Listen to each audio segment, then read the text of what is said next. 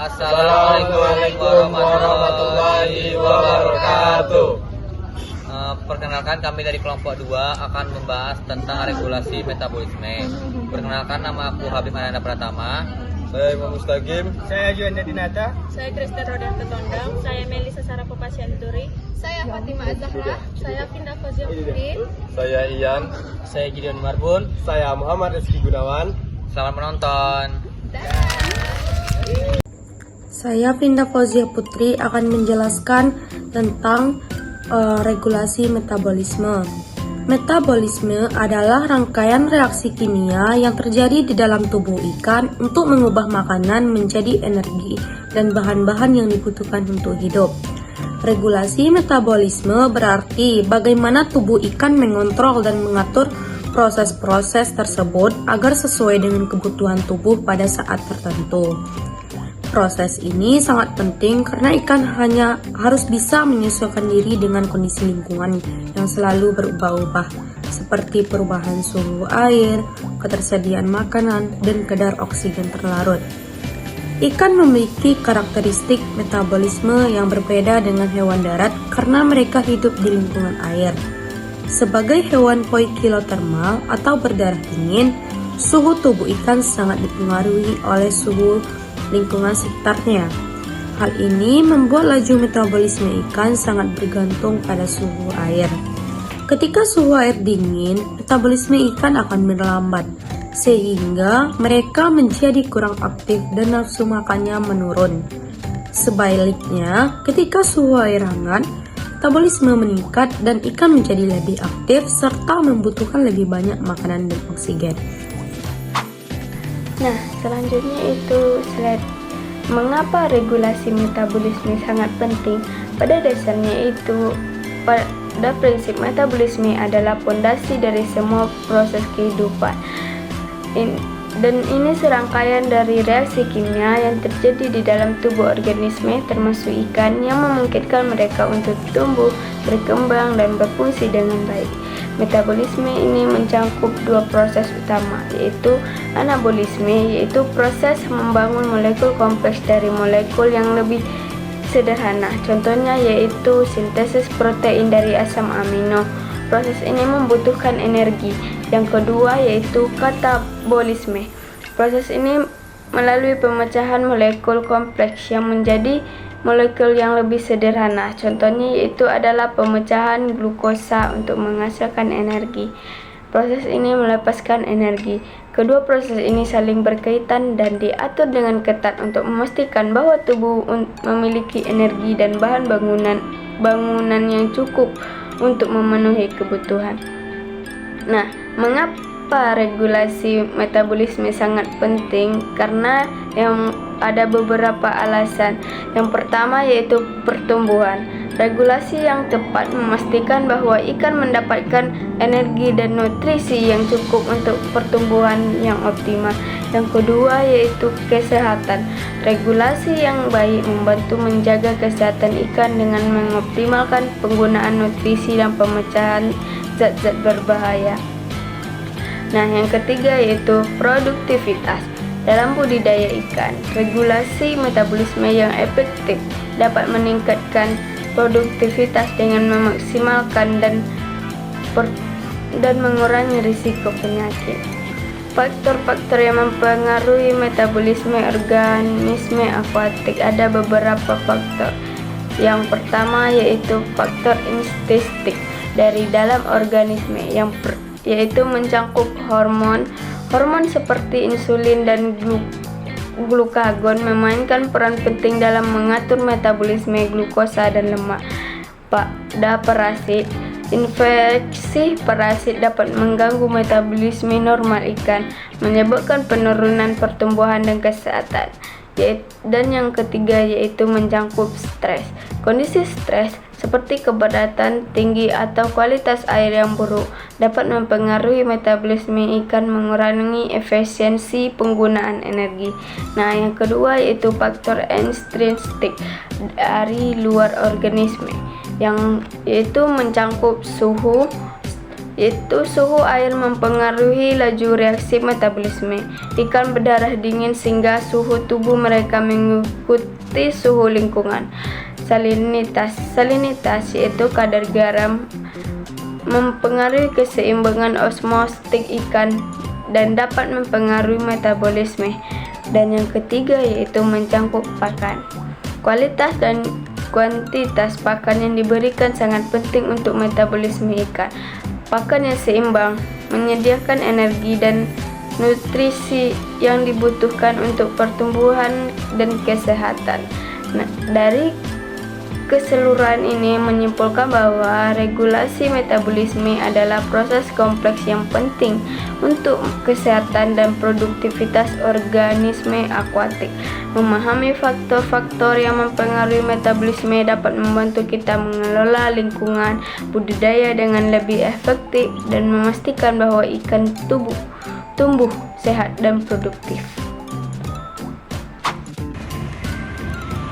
Baik, sekarang adalah tentang faktor-faktor regulasi metabolisme. Faktor-faktor seperti enzim, pH, suhu, dan aktivitas air memiliki pengaruh signifikan terhadap proses metabolisme pada organisme akuatik. Memahami faktor-faktor ini sangat penting untuk mendukung keberhasilan budidaya perikanan dan juga menjaga kesehatan serta produktivitas ikan. Yang pertama ada enzim, katalis utama dalam jalur metabolik, yaitu mengatur kecepatan reaksi sehingga sel bisa merespon kebutuhan energi dengan cepat. Lanjut yang kedua ada pH, mempengaruhi proses fisiologis dan keseimbangan seluler karena perubahan pH dapat mengubah bentuk dan aktivitas enzim.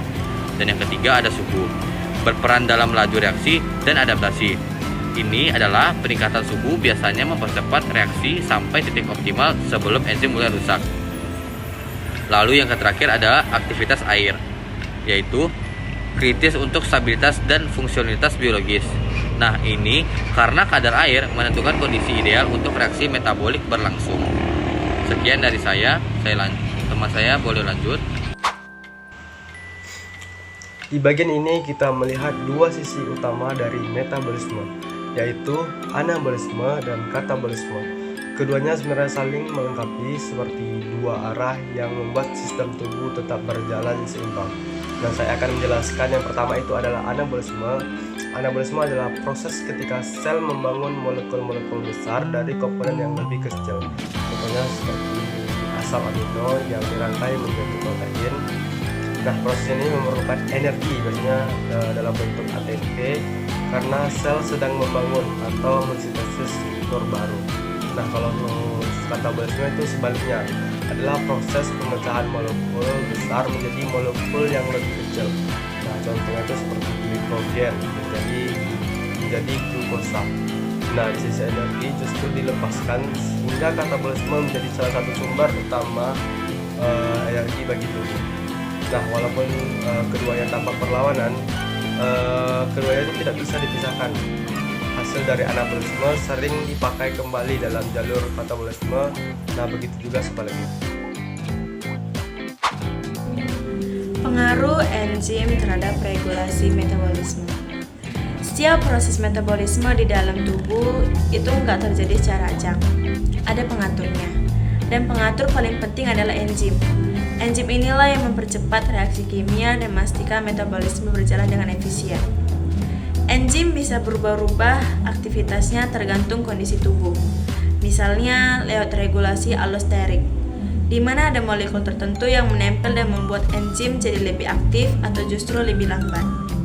Selain itu, enzim juga dimodifikasi secara kimia, seperti difosforilisasi atau diasetilasi. Perubahan kecil ini bisa langsung mempengaruhi cara kerja enzim. Dalam kondisi tertentu, beberapa enzim bahkan bisa membentuk filamen. Ini semacam cara cepat sel untuk mengatur metabolisme tanpa harus mengubah gen dulu. Dan yang menarik, enzim juga terlibat dalam pengatur ekspresi gen supaya jalur metabolik bisa menyesuaikan diri dengan keadaan. Misalnya saat nutrisi berubah. Jadi singkatnya, enzim adalah pusat kontrol yang menjaga metabolisme tetap stabil, terarah, dan mampu beradaptasi dengan kondisi apapun. Kemudian ada pengaruh pH terhadap metabolisme ikan.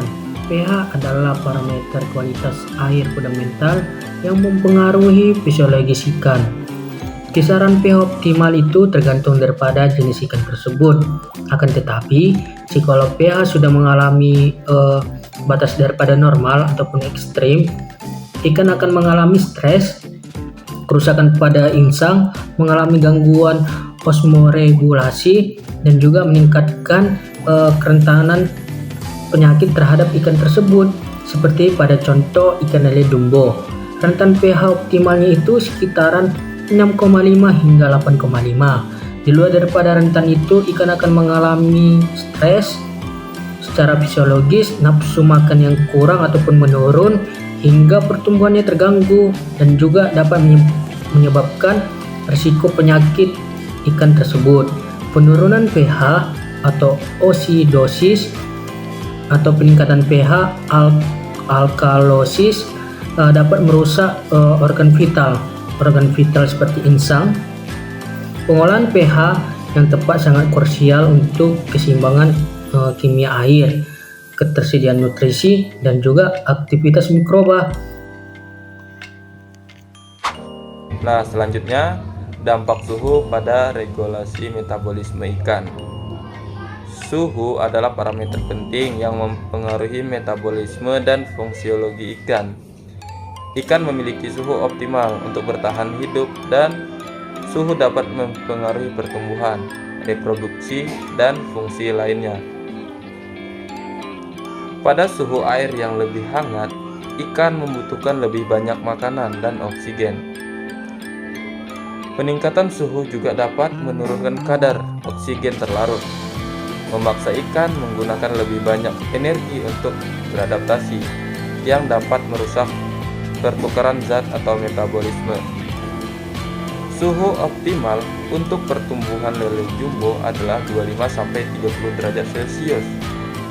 Suhu di bawah 20 derajat Celcius menghambat metabolisme, sementara di atas 32 derajat Celcius dapat menyebabkan hipoksia dan kematian massal.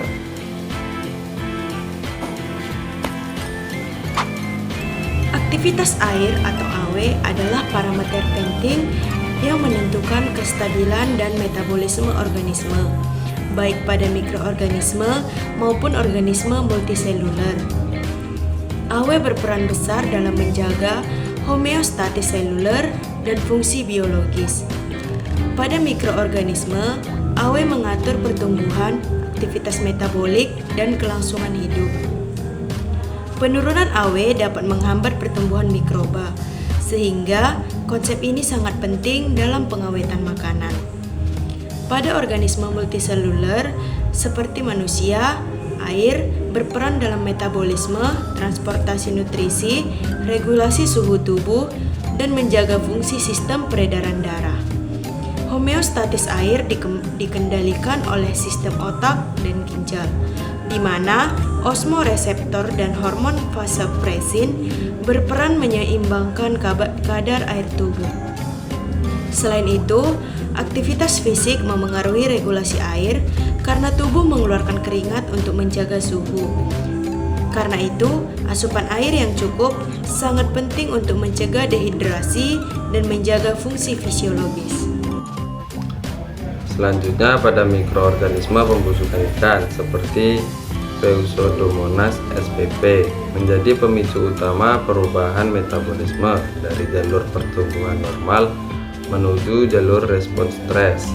Mikroba pada produk perikanan yang diawetkan garam atau dikeringkan akan menghilangkan metabolisme menuju produksi compatible solid X seperti terhalosa dan glisin betaine.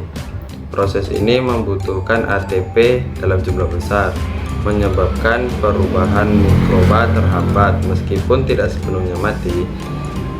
Dengan demikian, penurunan AW tidak hanya mengurangi reaksi kimia pada jaringan ikan, tetapi juga memaksa mikroba beradaptasi dengan menekankan laju metabolisme mereka.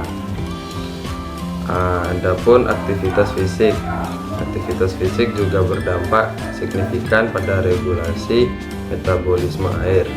Selama latihan fisik, tubuh mengeluarkan kelebihan panas melalui keringat, dengan air yang keluar tidak hanya berasal dari proses metabolisme, tetapi juga dari cairan yang dikonsumsi untuk menjaga suhu internal. Kebutuhan cairan individu bervariasi tergantung pada aktivitas fisik dan pengaruh rasa haus oleh tubuh, sehingga asupan air yang adekuat sangat penting untuk rehidrasi. Jadi kesimpulannya, regulasi metabolisme pada organisme hasil perikanan dipengaruhi oleh berbagai faktor penting yang saling berinteraksi. Enzim berperan krusial sebagai katalis dalam jalur metabolik melalui mekanisme regulasi aloktorik, metofikasi pasca translasi, dan pembentukan filamen. pH yang optimal sangat penting untuk menjaga keseimbangan dan metabolisme dalam sistem umum ikan. Suhu mempengaruhi jalur metabolisme, pertumbuhan, dan kelangsungan hidup ikan. Aktivitas air atau AW juga berperan fundamental dalam menjaga harmonisasi seluruh dan fungsionalitas organisme, baik pada tingkat mikroorganisme maupun organisme seluler. Pemahaman dan pengolahan faktor ini secara tepat sangat penting untuk meningkatkan produktivitas dan kesehatan ikan dalam sistem budidaya perikanan. Sekian dari hasil presentasi kami tentang regulasi metabolisme. Terima kasih.